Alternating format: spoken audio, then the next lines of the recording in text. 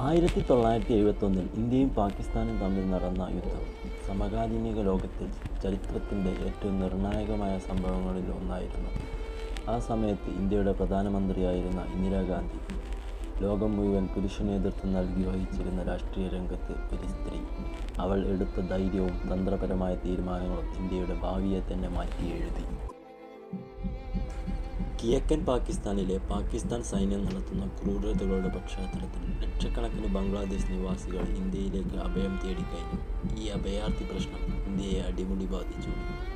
ഇവർക്ക് ഭക്ഷണവും താങ്ങും നൽകുക എന്നത് ഇന്ത്യയിലേക്ക് വലിയ വെല്ലുവിളിയായിരുന്നു. പക്ഷേ അന്താരാഷ്ട്ര സമൂഹം ഈ വിഷയത്തിൽ നിശബ്ദമായിരുന്നു. ഇതോടെയാണ് ഇന്ദിരാഗാന്ധിയുടെ മുഖത്ത് ഒരു ശക്തമായ തീരുമാനം പ്രതിഫലിച്ചത്. അവൾ നിരവധി ലോകരാജ്യങ്ങൾ സന്ദർശിച്ചു. അവളുടെ തീരുമാനം ശക്തമായിരുന്നു. അമേരിക്കൻ പ്രസിഡന്റ് നിക്സൺ പാകിസ്ഥാൻ അനുഭാവിയായിരുന്നു. അതിനാൽ ഇന്ത്യയുടെ ശക്തമായ പിന്തുണ കിട്ടേണ്ടത്.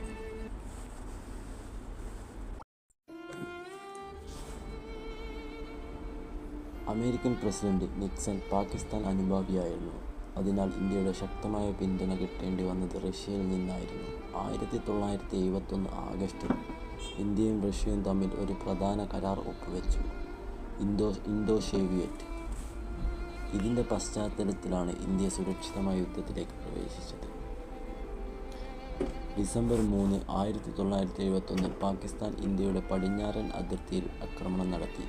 അതിൻ്റെ തിരിച്ചടിയായി ഇന്ത്യയും യുദ്ധം പ്രഖ്യാപിച്ചു. ഈ യുദ്ധത്തിൽ ഇന്ത്യയുടെ സേന ധീരതയും തന്ത്രപരമായ മുന്നേറ്റമാണ് നടത്തിയത്. വെറും 13 ദിവസത്തിനുള്ളിൽ പാകിസ്ഥാൻ കിഴക്കൻ ഭാഗം കീഴടങ്ങി.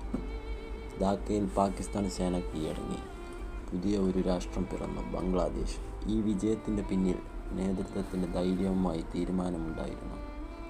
ശ്രീമതി ഇന്ദിരാഗാന്ധി, അവളെ പിന്നീട് ലോകം വാഴ്ത്തിയത് the iron lady of India.